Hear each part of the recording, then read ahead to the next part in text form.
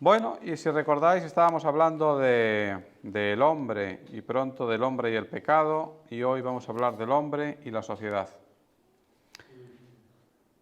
El hombre y la sociedad, porque todos nosotros vivimos en sociedad, y vivimos en sociedades que son mayoritariamente incrédulas, impías y con mucha frecuencia sociedades perversas. Y tenía yo 3 puntos aquí, que son etnicidad y naciones, el gobierno humano y la cultura humana, y quizá no nos dé tiempo a ver todo esto hoy, pero una parte sí. En la teología sistemática de John MacArthur, y quizá en todas, se habla de etnias para hacer referencia a la diversidad humana. Y yo creo que esto tiene que ver con que en el siglo XIX empezó a haber en el mundo muchas ideas filosóficas y científicas, no todas correctas, y mayoritariamente contrarias a Dios. Por ejemplo, el darwinismo, la teoría sobre el origen, el origen de las especies, sobre la evolución, ¿no? Esto surge en el siglo XVIII. Y como surgen estas ideas, surgieron otras muchas. Empezó a haber una mayor industrialización y la sociedad, principalmente europea y estadounidense, miraron a su alrededor y vieron que el mundo estaba lleno de países en los que había desarrollo, o mucho desarrollo, o más desarrollo que en otros. Y entonces, apoyados en teorías como la teoría de la evolución, llegaron a la conclusión de que existía en el mundo una jerarquía de naciones. Y se estableció una jerarquía también de razas, lo cual dio lugar a algo conocido como el racismo científico, porque la ciencia apoyaba la idea de que hay unas razas que están llamadas a ser superiores a otras. En el siglo XIX había mucha diferencia entre vivir en Edimburgo, por ejemplo, o vivir en un pueblo remoto del Congo belga. Y, bueno, todas esas ideas que además se iban retroalimentando unas a otras, al final desembocaron en el nazismo. Al menos esa es mi opinión, porque mucha gente mira el nazismo y piensa que es una cosa que surgió así espontáneamente, pero no es cierto. El nazismo al final es la conclusión de una serie de ideas que se fueron incubando, fraguando y desarrollando durante todo el siglo XIX.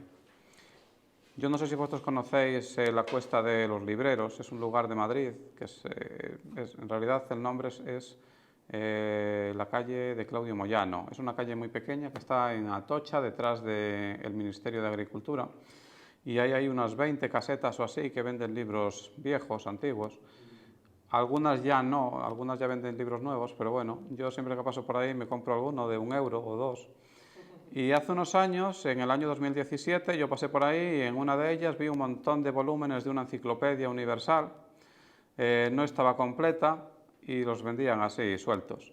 Y yo me compré, al azar, pues me compré uno de esos volúmenes que trataba sobre la época del rey Sol, el siglo de Luis XIV de Francia. Y había un capítulo ya hacia el final en el que se hablaba de las colonias europeas, las colonias que tenían en el mundo los países europeos. Y se hablaba pues de las colonias de España, de Francia, de Inglaterra, y también se hablaba de las colonias de Portugal, al final. Y entonces había un comentario del autor, y el autor decía: en este tiempo los portugueses fueron el pueblo de Europa que más bajo cayó, porque mezclaron su sangre con la sangre de todos los habitantes nativos de sus colonias. Es decir, identificaban la pérdida de poder político y económico con la mezcla o con el mestizaje entre los portugueses y otras personas. Y esto fue escrito en el año 1924 por un inglés que era profesor en Cambridge o en Oxford o por ahí. Y en España había sido traducido en el año 1950. Esa afirmación en el fondo es racista.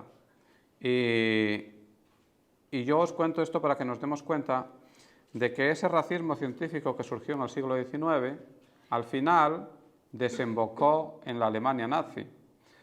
Porque lo que ocurrió en Alemania no es más que la conclusión práctica de esas ideas que son teóricas. O dicho de otra manera, esas ideas teóricas puestas en práctica al final llevan al nazismo. Pero esas ideas eran comunes en prácticamente toda Europa y Estados Unidos y en otros sitios. Después de la Segunda Guerra Mundial, cuando se vio que el racismo podía llegar a ser una cosa verdaderamente aberrante, porque si una raza se cree superior a otra, pues no hay ningún motivo para que no la extermine, y menos todavía si apartamos a Dios de la sociedad, ¿no? Pues después de todo eso, a partir del año 1945, empezó a haber una visión diferente sobre lo que somos, los seres humanos y las diferencias de razas y demás. Y ahora estamos llegando casi al extremo contrario con todo esto de Black Lives Matter. Las vidas de los negros importan, que pues prácticamente están conduciendo a que mucha gente se arrodille y a un negro, por ser negro, pues le bese los pies y demás. Yo creo que estamos llegando justo al extremo contrario y ni lo uno ni lo otro. Pero yo esto os lo cuento para que nos demos cuenta de cuál es la sociedad en la que vivimos. Vivimos en una sociedad que se equivoca y se equivoca tanto en un extremo como en el otro extremo. Y en el fondo ambas cosas tienen algo de racismo. El racismo puede estar dirigido de blancos hacia negros o de negros hacia blancos, y en general en el mundo el racismo siempre ha estado dirigido de unos a otros. El motivo es lo que menos importa, y siempre habrá algún motivo para que un grupo de gente se considere diferente o superior o mejor a otro. Bueno, pues volviendo otra vez a la teología sistemática de John MacArthur. John MacArthur, en su teología, y otras personas en las teologías, pues cuando hablan de la sociedad y del hombre, se refieren, evitan la palabra raza por las connotaciones que suelen tener negativas, y se utiliza la palabra etnias. ¿Qué es una etnia? Una etnia es un conjunto de personas que se pueden identificar entre sí por su aspecto, por su origen o por su cultura. Y en el mundo hay muchas etnias, no sé si se pueden contar, hay muchas. Esas etnias viven en unas 190 naciones soberanas de acuerdo a la ONU. Es decir, la ONU reconoce a unas 190, 194 o 196 naciones, no sé exactamente cuántas. Y en esas 190 naciones pues viven todas las etnias que hay en el planeta, que pueden ser más o menos, probablemente sean más. Y en resumen hay infinidad de grupos étnicos diferentes entre sí. Ahora, esos grupos étnicos provienen, desde el punto de vista bíblico, de una sola pareja humana. Vamos a ir al libro de los Hechos, capítulo 17, versículo 26. Este versículo lo vamos a leer un par de veces. Hechos, capítulo 17, versículo 26. Y este versículo nos dice: y de una sangre ha hecho todo el linaje de los hombres para que habiten sobre toda la faz de la tierra. Cuando se habla de una sangre, se refiere, hace referencia a la unidad. Es decir, todas las etnias que hay en el mundo, todas los diferentes grupos humanos, diferentes entre sí, por su aspecto, o por su cultura, por su lengua, lo que sea, todos ellos proceden de una misma sangre, que es la sangre de Adán y Eva. Y el linaje, todo linaje, aquí hace referencia a la diversidad que existe en el mundo. Somos muy diferentes, pero tenemos un origen común, que es Adán y Eva. Y sin duda Dios le concedió a Adán y Eva la capacidad la capacidad genética de dar lugar a toda esa diversidad que hoy puebla la tierra. Bueno, si volvemos atrás al Génesis, al capítulo 1, versículos 26 y 27, aquí nos encontramos con que Dios, antes aún de la caída de Adán, antes aún del pecado, antes aún de ser expulsados del huerto del Edén, Dios le da a Adán y Eva una orden. Génesis capítulo 1, versículos 26 y 27. Entonces dijo Dios: hagamos al hombre a nuestra imagen, conforme a nuestra semejanza, y señoree en los peces del mar, en las aves de los cielos, en las bestias, en toda la tierra y en todo animal que se arrastra sobre la tierra. Y creó Dios al hombre a su imagen. A imagen de Dios los creó, varón y hembra los creó. Y el 28 dice: y los bendijo Dios, y les dijo: fructificad y multiplicaos, llenad la tierra y sojuzgadla, y señoread en los peces del mar, en las aves de los cielos y en todas las bestias que se mueven sobre la tierra. Dios crea a Adán y Eva, Dios imprime en ellos su imagen, que después se transmite a todos los demás, y Dios le da la orden a ellos de que fructifiquen, de que se reproduzcan y de que llenen la tierra. Y yo creo que esta orden sigue a día de hoy vigente.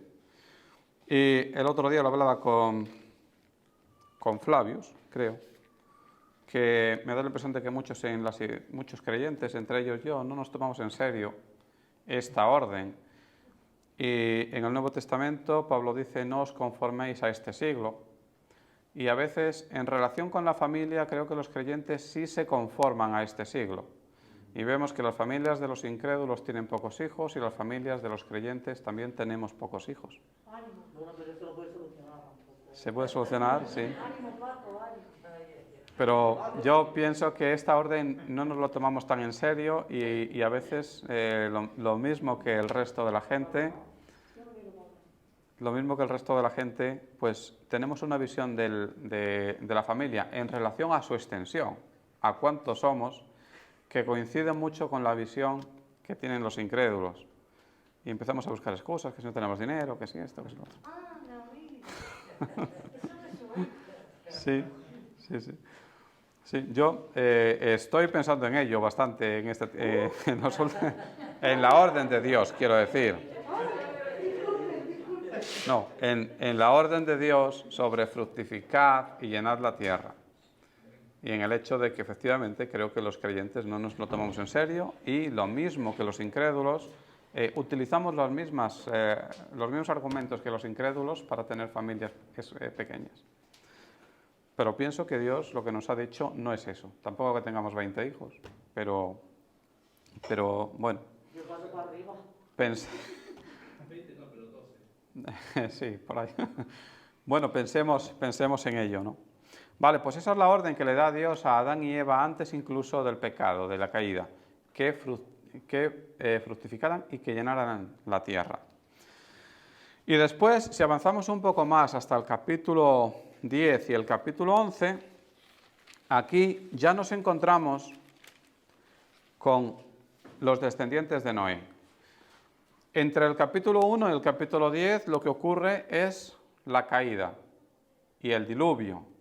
Y luego tenemos en el capítulo 10 los descendientes de los hijos de Noé, y aquí, si lo leyéramos, no lo vamos a leer, pero vemos a los hijos de Noé, Sem, Cam y Jafet, y a los hijos de sus hijos, y vemos que muchos de ellos tienen nombres como, por ejemplo, pues no sé, Tarsis, que esto es una referencia geográfica también, o Cus, que también es una referencia geográfica, o Canaán, o Seba, Avila, etc. Muchos de estos nombres, que son nombres de los hijos de los descendientes de Noé, hacen referencias geográficas, dan nombre a pueblos de la antigüedad. Es decir, a grupos que después, con el curso del tiempo, se convirtieron en naciones. Y podemos identificarlos a ellos con grupos étnicos. Cus, por ejemplo, se identifica con Etiopía. Y aún si seguimos un poco más adelante, pues nos encontramos ya en el capítulo 11 con la Torre de Babel. ¿Qué ha ocurrido aquí? Si vamos al capítulo 9, versículo 1, vemos que Dios le dice a Noé y a sus hijos, les dice: fructificaos. Es la misma palabra que había utilizado con Noé, la misma orden que le había dado a Noé: fructificad y multiplicaos y llenad la tierra.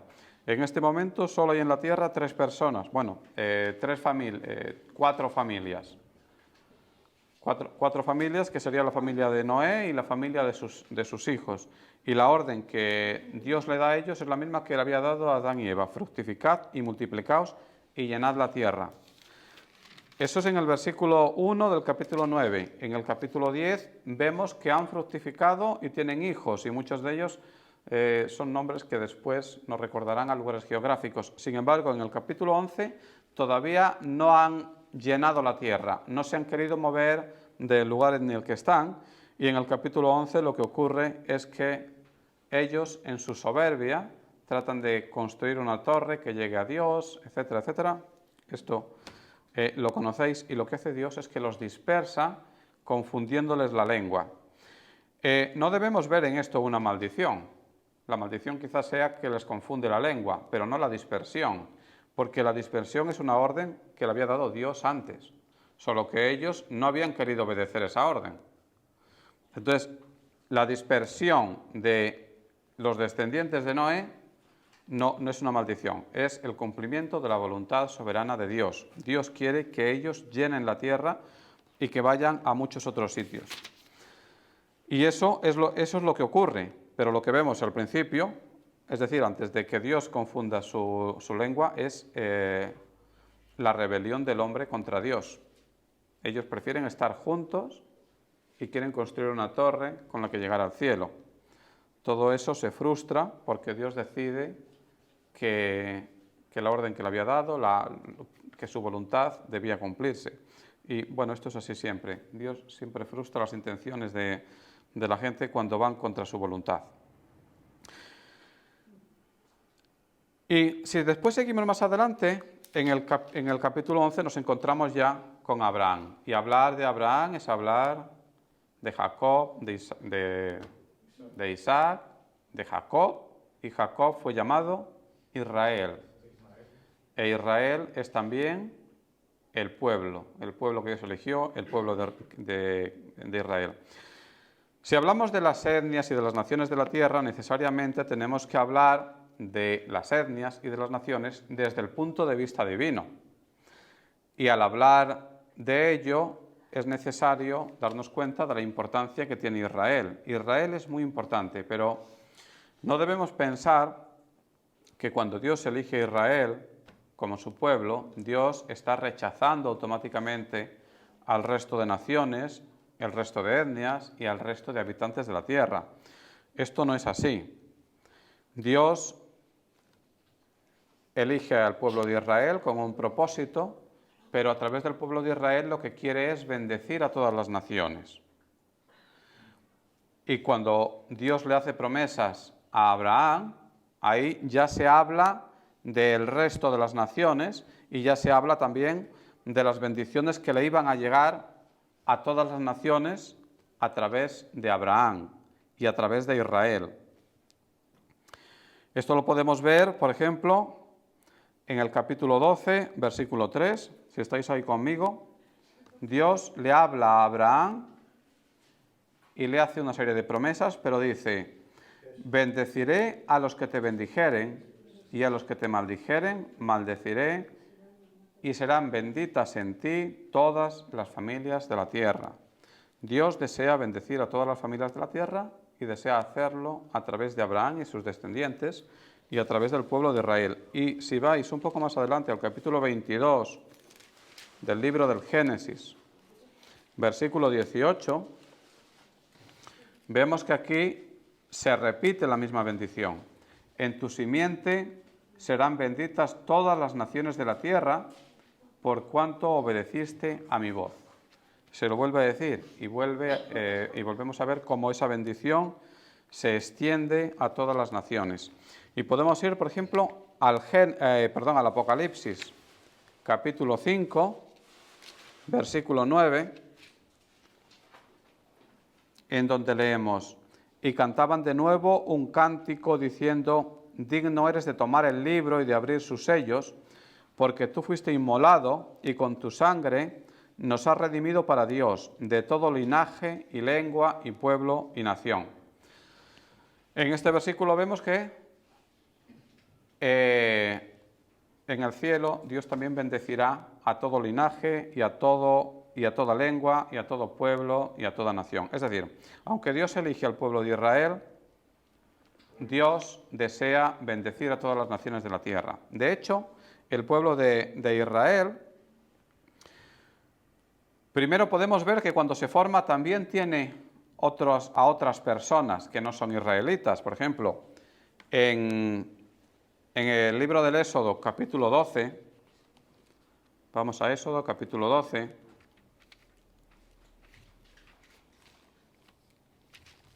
capítulo 12, versículo 38, aquí vemos que dice, también subió con ellos grande multitud de toda clase de gentes y ovejas y muchísimo ganado. Este es el momento en el que el pueblo de Israel sale de Egipto, liberado por Dios, y aquí dice, también subió con ellos grande multitud de toda clase de gentes y ovejas y muchísimo ganado. Y en el Antiguo Testamento vemos que había personas que no eran israelitas y sin embargo podían llegar a ser considerados como israelitas y adoraban a Dios y se cumplían una serie de requisitos que podemos ver en el Antiguo Testamento. Podemos ver también en el Antiguo Testamento, por ejemplo, que Moisés se casó con una mujer cusita. Y no vamos a leer todos los versículos, pero también podemos ver, por ejemplo, que cuando empieza la conquista de Canaán aparece Rahab, que no era israelita, sino cananea, y también fue bendecida por Dios. O podemos recordar, por ejemplo, a Ruth, que tampoco era israelita, y vemos que forma parte del pueblo de Israel. Bueno, quiero decir que aunque Dios elige a Israel, Dios no desprecia a los demás. Y si vosotros vais a Mateo, capítulo 1, versículo 5, en la genealogía de Cristo, veréis que estas dos mujeres, Rahab, con Rahab quizá haya un poco más de duda, pero con Ruth, ¿qué? Tamar También. Tamar, la que estuvo con Judá. Ah, sí. Bueno, ahora sí. Pero Rahab en concreto y Ruth, en Mateo, capítulo 1, versículo 5, en la genealogía de Cristo, vemos que forman parte de sus antepasadas. Con lo cual vemos cómo Dios no desecha a ninguna nación ni a ninguna persona. Pero Dios elige a Israel con un propósito, que lo vamos a ver aquí en el libro del Éxodo, capítulo 19. Creo que este es un versículo muy importante. Éxodo, capítulo 19, versículo 6. Dice, y vosotros me seréis un reino de sacerdotes y gente santa. Estas son las palabras que dirás a los hijos de Israel. Bueno, al citar personas así que no eran israelitas y que estuvieron relacionados con Israel, podemos buscar muchos más. Por ejemplo, el general de David, quien se me ha olvidado el nombre ahora, Urías. Urías tampoco era israelita, y hay algunos pueblos que se incorporaron también con Israel. Pero bueno, Dios elige a Israel, y elige a Israel con un propósito, y aquí tenemos el propósito. El propósito es que fuera un reino de sacerdotes y gente santa. Dios quería que a través del pueblo de Israel las naciones se convirtieran a Dios. Ellos debían dar ejemplo a todas las naciones.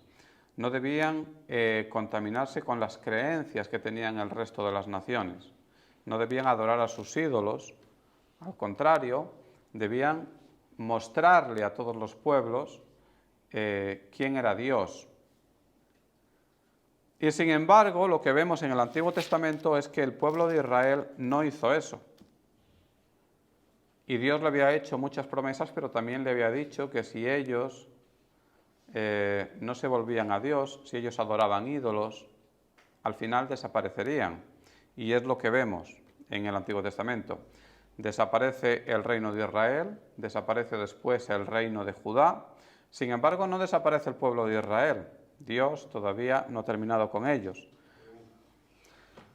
Pero la función que tenía el pueblo de Israel en el Antiguo Testamento, ellos no la cumplieron, y después cuando aparece Cristo, las cosas son diferentes. Cristo rompe las barreras que hay entre las naciones. Vamos a leer Efesios, capítulo 2, versículos 11 y 12. Si estáis conmigo, lo leo, sobre todo para que se oiga. Efesios capítulo 2, versículo 11, dice: Por tanto, acordaos de que en otro tiempo vosotros, los gentiles en cuanto a la carne, erais llamados sin circuncisión por la llamada circuncisión hecha con mano en la carne. Y en aquel tiempo estabais sin Cristo, alejados de la ciudadanía de Israel y ajenos a los pactos de la promesa, sin esperanza y sin Dios en el mundo. Pero ahora en Cristo Jesús, vosotros que en otro tiempo estabais lejos, habéis sido hechos cercanos por la sangre de Cristo. Porque Él es nuestra paz, que de ambos pueblos hizo uno, derribando la pared intermedia de separación, aboliendo en su carne las enemistades de la ley de los mandamientos expresados en ordenanzas, para crear en sí mismo de los dos un solo y nuevo hombre, haciendo la paz. Cuando dice de los dos, está hablando de muchas etnias, está hablando de muchas naciones. Ahora, esos dos, ¿quiénes son? Pues Israel por una parte y el resto, los gentiles, por otro. Pero los gentiles pueden ser gentiles griegos o romanos o tracios, o podían ser etíopes o egipcios o de cualquier parte.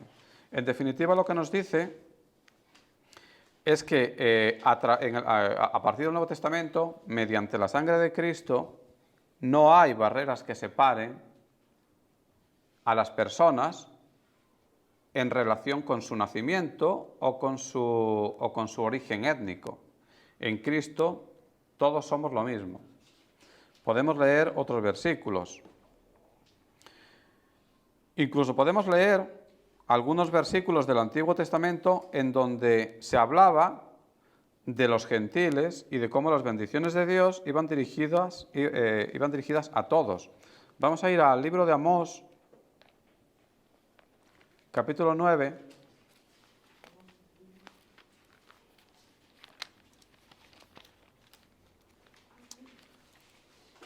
Amós, si estáis allí, capítulo 9, versículos 11, del 11 al 15, que dice: En aquel día yo levantaré el tabernáculo caído de David, y cerraré sus portillos, y levantaré sus ruinas, y lo edificaré como en el tiempo pasado, para que aquellos sobre los cuales es invocado mi nombre posean el resto de Edom, y a todas las naciones, dice Jehová que hace esto. He aquí, vienen días, dice Jehová, en que el que ara alcanzará al segador y el pisador de las uvas, al que lleve la simiente, y los montes destilarán mosto, y todos los collados se derretirán, y traeré del cautiverio a mi pueblo Israel, y edificarán ellos las ciudades asoladas, y las habitarán, plantarán viñas, y beberán el vino de ellas, y harán huertos, y comerán el fruto de ellos, pues los planté sobre su tierra, y nunca más serán arrancados de su tierra que yo les di, ha dicho Jehová, Dios tuyo. Pero en el versículo 12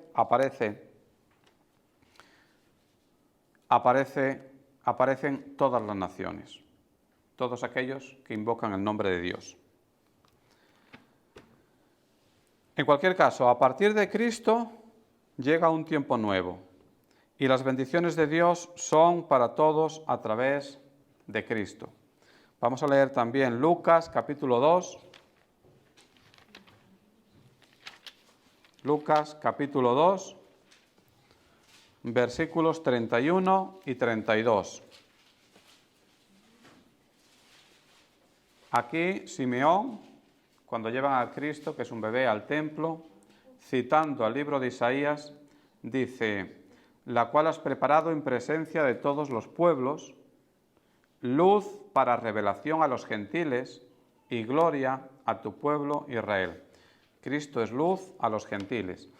Es decir, si en el Antiguo Testamento hay una separación entre Israel y el resto de los pueblos, en el Nuevo Testamento esa separación ya no existe. Sigue habiendo naciones, sigue habiendo etnias, pero ante Dios no hay separación ninguna.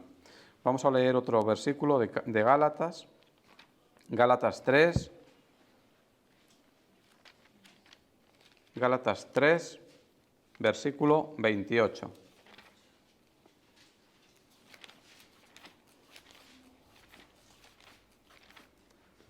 Que dice: ya no hay judío ni griego, no hay esclavo ni libre, no hay varón ni mujer, porque todos vosotros sois uno en Cristo Jesús. No hay naciones ante Dios. No hay naciones ante Dios en el sentido de la salvación. Las naciones siguen existiendo. Pero nada impide a una persona alcanzar la salvación. Es decir, el mero hecho de nacer en un sitio, de ser de una etnia, no le impide a nadie alcanzar la salvación. Eso es lo que quiere decir aquí, las naciones siguen existiendo. Y esto se repite en Colosenses, capítulo 3, versículos del 9 al 11, que dice: no mintáis los unos a los otros, habiéndoos despojado del viejo hombre con sus hechos, y revestidos del nuevo, el cual, conforme a la imagen del que lo creó, se va renovando hasta el conocimiento pleno, donde no hay griego ni judío, circuncisión ni incircuncisión, bárbaro ni escita, siervo ni libre, sino que Cristo es el todo en todos. Y en el Apocalipsis hay montones de versículos que hablan también de estas cosas, pero simplemente vamos a leer uno que está en el capítulo 22, versículo 2. Capítulo 22, versículo 2, que dice: en medio de la calle de la ciudad y a uno y otro lado del río estaba el árbol de la vida que produce 12 frutos, dando cada mes su fruto, y las hojas del árbol eran para la sanidad de todas las naciones. Bueno, por resumir todo esto, Dios nos da la orden, Dios le dio la orden a los hombres de que fructificáramos y llenáramos la tierra, y en el mundo se formaron infinidad de naciones e pero muchísimas etnias. Pero de cara a Dios o ante Dios no hay ninguna que sea superior a otra. Todos somos iguales. La teología bíblica sobre las naciones se podría resumir de la siguiente manera: todas las personas y etnias son hechos a imagen de Dios. Esto lo hemos visto. Dios creó a Adán y Eva, les dio su imagen se transmite, por tanto, en todas las personas de la tierra, sean blancos, negros o de cualquier otro color, sean altos, bajos o cualquier tamaño que tengan, sea cual sea su aspecto, todos son personas hechas a imagen de Dios. Luego, no hay grupos superiores ni inferiores. Ante Dios no hay unos que sean más o que sean menos, y ante nosotros tampoco debe ser así. Nada justifica que alguien se crea superior a otro, ni que un pueblo se crea superior a otro. El racismo viola la dignidad de los portadores de la imagen de Dios. Por lo tanto, nosotros debemos arrancar de nuestra vida todo tipo de racismo. Siguiente, Israel fue escogida para llevar la salvación al mundo. Sin embargo, no lo hizo. Aún así, a través de la fe en Cristo, todas las naciones alcanzan la unidad ante Dios. Porque ante Dios, como hemos leído, no hay griego, ni judío, no hay gentil, no hay bárbaro, no hay escita. Son palabras que se utilizan para hablar de la generalidad de etnias que hay en el mundo. Y Pablo utiliza aquellos nombres que se utilizaban en su época, escita o bárbaro, como hoy podríamos hablar, pues no sé, de chinos o de turcos. La Iglesia debe ser ejemplo de armonía racial. La armonía racial no es fácil, nunca ha sido fácil, y ahora vemos que parece ser que se presenta un tiempo en el que va a haber también poca armonía por el mundo. Y quizá estos temas estén presentes en las iglesias en el futuro, pero la Iglesia debe ser ejemplo de armonía racial. En algunos lugares sí que hay iglesias que son para blancos o para negros o para estos o para los otros. Yo honestamente no creo que eso esté mal, tampoco sé si está bien. Perdón, no necesariamente está mal, pero quizás lo ideal es que en la Iglesia no haya esas distinciones. Y bueno, habría que ver a qué obedecen, pero lo ideal es que las iglesias estén abiertas a gentes de todos los tipos y que nadie tenga ningún problema por entrar en una iglesia pensando yo es que soy de esta manera o provengo de tal sitio, sino que en las iglesias haya una armonía racial, porque en el fondo se entiende que son personas que van buscando a Dios. Y ese debe ser la primera motivación de una persona al cruzar la puerta de una iglesia. Entonces, la raza, el origen, la nacionalidad, el aspecto físico no debería ser nunca un elemento que impida a una persona ir a una iglesia o elegir otra diferente. Y por último, en el estado eterno, en el cielo, las naciones vivirán en armonía. Pues así debe ser en la iglesia y debemos esforzarnos todos porque así sea. Bien, la cuestión es que en el mundo hay naciones y esas naciones están gobernadas. Es decir, hay un gobierno. ¿Qué podemos decir de los gobiernos de las naciones? Pues, para empezar, que Dios es un Dios de orden y el hecho de que haya gobierno le da a las naciones, a priori, un orden que no tendrían sin el gobierno. Sin el gobierno todo sería anarquía, porque del gobierno se derivan las leyes, que le dan a la sociedad unos ciertos, le dan unas pautas de cómo comportarse. ¿Qué nos dice la Biblia sobre el gobierno humano? Bueno, pues vamos a leer primero Romanos, capítulo 13, versículos 1 y 7. Del 1 al 7, bueno, son muchos, lo voy a leer. Dice, sométase toda persona a las autoridades superiores, porque no hay autoridad sino de parte de Dios, y las que hay por Dios han sido establecidas.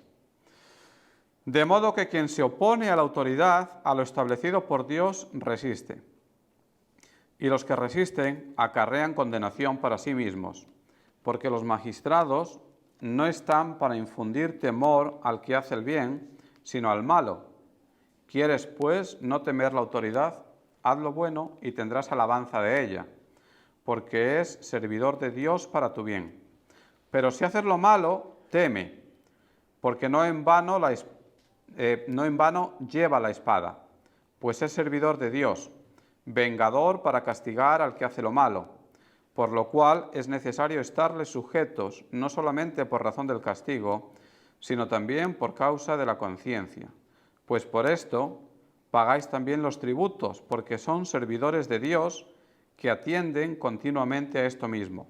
Pagad a todos lo que debéis, al que tributo, tributo, al que impuesto, impuesto, al que respeto, respeto, al que honra, honra. Y vamos a leer también, antes de nada, Primera de Pedro, capítulo 2, versículos 13 y 14.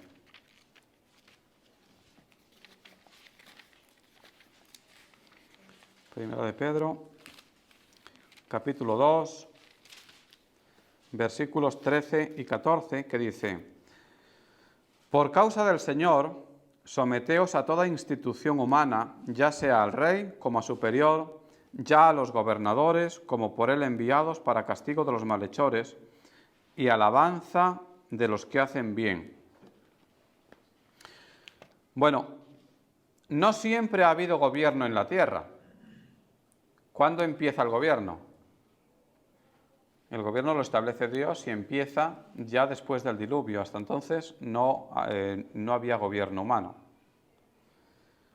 Pero lo que vemos aquí es que el gobierno lo establece Dios. Y de estos versículos que hemos leído de Romanos y de Primera de Pedro se extraen unas cuantas verdades que yo voy a decir ahora y después, si queréis, me dais vuestra opinión si tenéis algo en contra. Primero, el gobierno es parte del bien común que Dios da a la humanidad. El gobierno es servidor de Dios. Lo hemos leído en 13 en Romanos capítulo 13, versículo 4. Porque es servidor de Dios para tu bien. Y esto es así incluso si el gobierno es un gobierno formado por personas incrédulas e impías. Siempre es así. El gobierno, aunque no quiera, es servidor de Dios. 2. Resistir al gobierno es resistir a Dios. Capítulo 13 de Romanos, versículo 2. Dice, de modo que quien se opone a la autoridad, a lo establecido por Dios, resiste. Y los que resisten acarrean condenación para sí mismo. Esto es bastante claro también, es decir, el creyente no debe resistirse a la autoridad, aunque sea una autoridad formada por personas impías, que no son creyentes y que no honran a Dios. 3. El propósito del gobierno es castigar a los malhechores. ¿Dónde hemos leído esto? Pues esto lo hemos leído en Primera de Pedro, si alguien lo tiene por ahí, porque yo... Primera de Pedro 2, 14. 2:14. Y hallar a los gobernadores como por él enviados para castigo de los malhechores y alabanza de los que hacen. Eso es, por él enviados para castigo de los malhechores.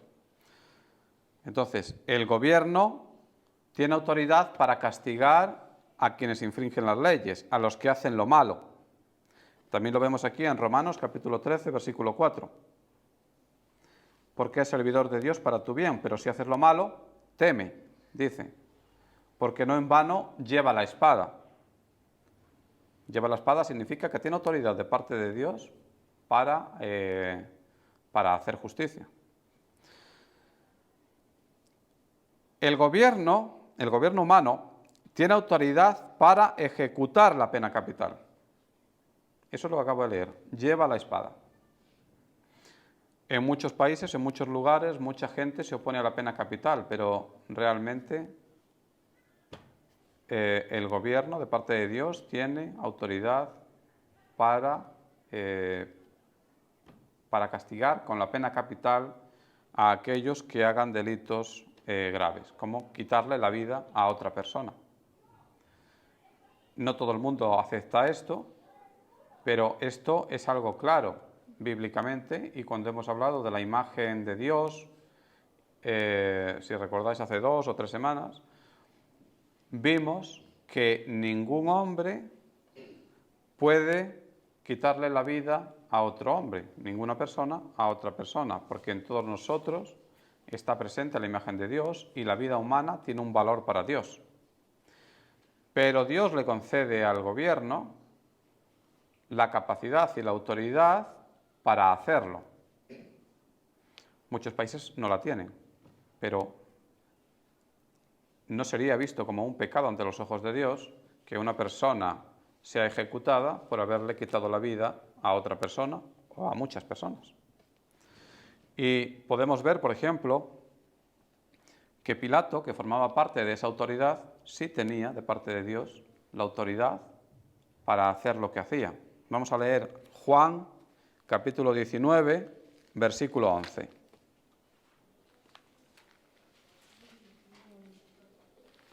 Juan, capítulo 19, versículo 11, que dice, bueno, vamos a leer el 10. Entonces le dijo Pilato, ¿a mí no me hablas? ¿No sabes que tengo autoridad para crucificarte y que tengo autoridad para soltarte? Pilato sin duda pensaba que su autoridad venía de otro lado, venía del orden humano. Pero Cristo le dice, ninguna autoridad tendrías contra mí si no te fuese dada de arriba. Es decir, Dios le da autoridad. En términos generales, podemos verlo como que Dios le da autoridad a los gobiernos humanos para hacer cumplir las leyes, y en ese caso Cristo respeta esa autoridad. Y por eso dice, ninguna autoridad tendría si no te fuera dada de arriba, pero reconoce que tiene la autoridad para hacer cumplir la ley. El gobierno humano, aprueba y alaba a quien hace el bien. Esto lo vemos en Romanos 13, medio de Romanos 13, versículo 3, también lo vemos en Primera de Pedro 2, 14. Romanos 13, capítulo 3,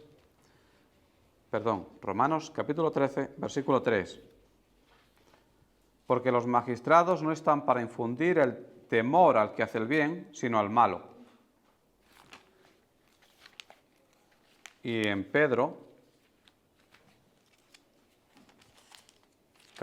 Primera de Pedro, capítulo 2, versículo 14, hemos leído antes, ya los gobernadores como por él enviados para castigo de los malhechores y alabanza de los que hacen el bien, de los que hacen bien.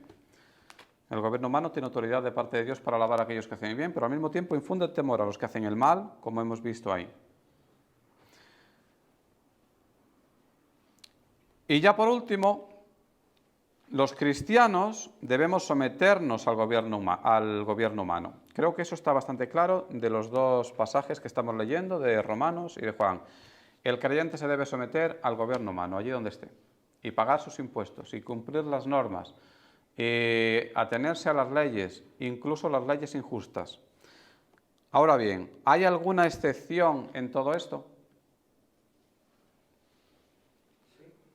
Sí. Nosotros si vamos a los evangelios vemos que Cristo cumplió con el gobierno.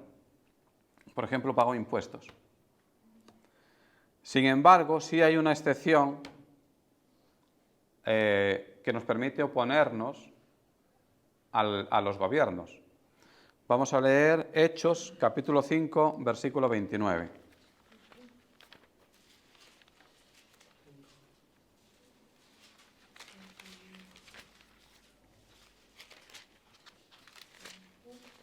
Hechos, capítulo 5, versículo 29, que dice, respondiendo Pedro y los apóstoles, dijeron, es necesario obedecer a Dios antes que a los hombres. Entonces, como resumen de todo esto que hemos visto hoy, lo que hemos visto es que nosotros, como creyentes, estamos en una sociedad mayoritariamente formada por personas que son incrédulas, pero todas esas personas han sido creadas a imagen de Dios. El mundo está lleno de naciones y de etnias diferentes, pero nosotros debemos tener en cuenta que desde el punto de vista de Dios no hay razas ni etnias superiores a otras. Y no debemos considerarnos superiores. Dios no hace excepciones en cuanto a las personas en razón de su nacionalidad o en razón de su etnia, sino que sus bendiciones alcanzan a todas las tribus y a todos los pueblos y a todas las naciones de la tierra. No hay razas superiores ante Dios, ni personas superiores, sino que todos son iguales y las bendiciones de Dios son para todos ellos. Y todo este conjunto de etnias está organizado en forma de naciones gobernadas por servidores de Dios. Todos los gobiernos son servidores de Dios, aunque ellos no lo quieran. Y nosotros los creyentes debemos recordar que ellos son siervos de Dios y nosotros debemos cumplir las leyes. Pero, si en algún momento esas leyes son claramente contrarias a la voluntad de Dios, nosotros lo que debemos hacer es obedecer a Dios antes que a los hombres, aunque ello nos cause, ¿qué? Aunque ello nos cueste la vida. Aunque ello nos cueste la vida, nosotros debemos obedecer a Dios antes que a ellos.